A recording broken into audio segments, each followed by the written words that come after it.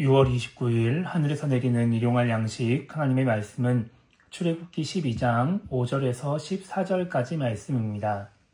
너희 어린 양은 흠없고 1년 된 수컷으로 하되 양이나 염소 중에서 취하고 이달 열 나흔 날까지 간직하였다가 해질 때에 이스라엘 회중이 그 양을 잡고 그 피를 양을 먹을 집 좌우 문설주와 임방에 바르고 그 밤에 그 고기를 불에 구워 무교병과 쓴나물과 어울러 먹되 날 것으로나 물에 삶아서 먹지 말고 머리와 다리와 내장을 다 불에 구워 먹고 아침까지 남겨두지 말며 아침까지 남은 것은 곧 불사르라. 너희는 그것을 이렇게 먹을지니 허리에 띠를 띠고 발에 신을 신고 손에 지팡이를 잡고 급히 먹으라. 이것이 여호와의 유월절이니라. 내가 그 밤에 애굽 땅에 두루다니며 사람이나 짐승을 막론하고 애굽 땅에 있는 모든 처음 난 것을 다 치고 애굽의 모든 신을 내가 심판하리라. 나는 여호와라.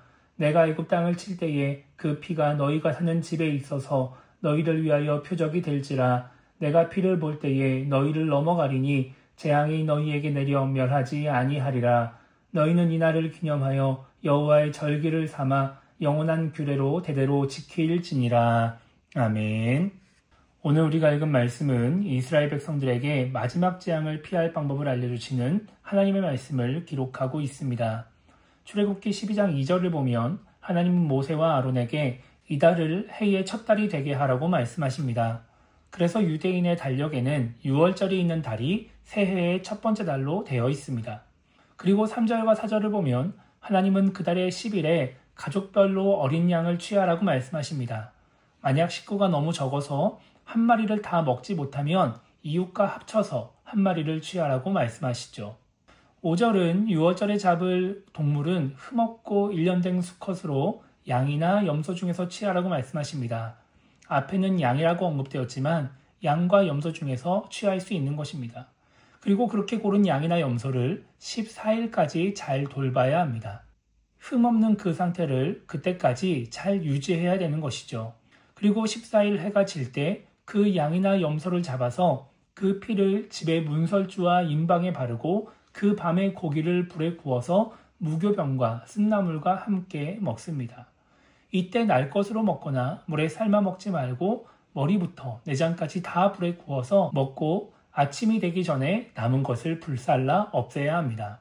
그리고 그 고기와 음식을 먹을 때 허리에 띠를 띠고 신을 신고 지팡이를 잡고 급하게 먹으라고 하나님은 말씀을 하십니다. 이것이 6월절에 해야 할 일입니다. 하나님은 이스라엘 백성들이 그렇게 피를 바르고 음식을 먹고 있을 때 애굽 땅에 있는 모든 처음 난 것을 치시면서 애굽의 모든 신을 심판하실 것이라고 말씀하십니다. 그리고 그때 문설주와 임방에 피를 바른 집은 넘어가셔서 재앙이 임하지 않도록 하신다고 말씀하시죠. 마지막 14절을 보면 하나님은 이스라엘 백성에게 이날을 기념하여 절기로 삼아 대대로 지키라고 말씀하십니다. 동물을 취하고 잡고 음식을 먹는 그 행위를 매년 절기 때마다 하라고 하시는 것입니다. 오늘 말씀을 통해서 우리가 생각해 봐야 하는 것은 재앙을 피하기 위해 구원을 받기 위해 해야 할 일들입니다. 하나님은 이스라엘 백성이라 할지라도 그냥 재앙을 피하게 하지 않으셨습니다. 하나님의 말씀에 순종해야 하나님의 말씀대로 행해야 재앙을 피하도록 하시는 것입니다. 이스라엘 백성들이 재앙을 피하기 위해 해야 할 가장 핵심적인 행동은 피를 문설주와 임방에 바르는 것입니다. 성경에서 피는 생명을 상징합니다. 그래서 창세기에서 처음 육식을 허용할 때도 고기를 생명되는 피째 먹지 말라고 말씀하셨습니다. 피가 생명을 상징하기 때문에 그 피로 인해 생명을 구원받는 것입니다. 이것은 우리의 구원에도 동일하게 적용이 됩니다. 예수님께서 십자가에서 우리를 대신하여 피를 흘리시고 그 생명을 바치시면서 우리가 구원을 받게 되는 것이죠. 그런데 6월절에 해야 하는 일은 이 피를 바르는 일만 있는 것이 아닙니다. 잡을 동물, 그 흠이 없는 1년 된 수컷을 골라야 하고 또 5일 동안 흠이 나지 않도록 잘 돌봐야 합니다. 원래 양과 염소는 밖에서 방목하며 키우는 동물입니다. 그런데 5일 동안 그렇게 놔두면 무슨 일이 생길지 모르기 때문에 이 기간 동안에는 따로 구분해 놓아야 할 것입니다. 그만큼 신경 쓸 것도 많고 해야 할 일도 많아질 수밖에 없는 것이죠. 그렇게 5일을 하루하루 6월절을 준비하며 보내야 하는 것입니다. 그리고 그 양을 잡고 먹을 때도 나갈 준비를 하고 먹어야 되니까 유월절이라고 하는 것은 이래저래 번거로운 일이라고 볼 수 있는 것이죠. 그런데 이스라엘 백성들은 유월절 때마다 이 행위를 반복하면서 이 10번째 재앙을 피하고 출애굽하는 것이 얼마나 힘든 일인지, 그 자신들에게 주어진 은혜가 얼마나 크고 대단한 것인지를 깨닫게 됩니다.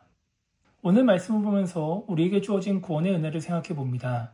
앞서 말씀드린 것처럼 우리도 이스라엘 백성들처럼 피를 통해 구원을 받았습니다.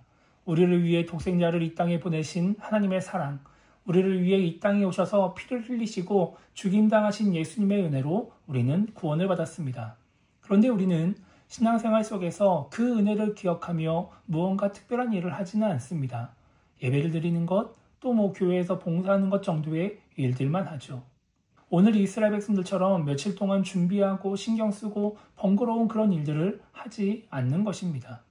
그러다 보니까 많은 신앙인들이 자신에게 주어진 그 은혜, 그 구원의 은혜가 얼마나 큰 은혜인 것인지, 귀한 것인지, 얼마나 쉽지 않은 것인지 인식하지 못하며 살아갑니다. 그 귀한 은혜를 받았음에도 불구하고 삶 속에서의 작은 은혜가 없음으로 인해 불평하고 낙심하기도 합니다. 만약 하나님이 지금 우리에게도 유월절 예식처럼 그 은혜를 기억하기 위해 여러 가지 행위를 하라고 하셨다면, 그래서 구원받는 것이 얼마나 힘들고 어려운 일인지를 우리가 몸으로 느낀다면 조금은 더 감사하지 않았을까요? 그러나 우리를 사랑하시는 하나님은 우리에게 그러한 번거로움도 지워주지 않으십니다. 그래서 우리는 이스라엘 백성들처럼 이런 번거로운 일들을 하지 않아도 우리에게 주신 그 구원의 은혜를 기억하며 더욱더 감사하며 살아가야 하는 것입니다.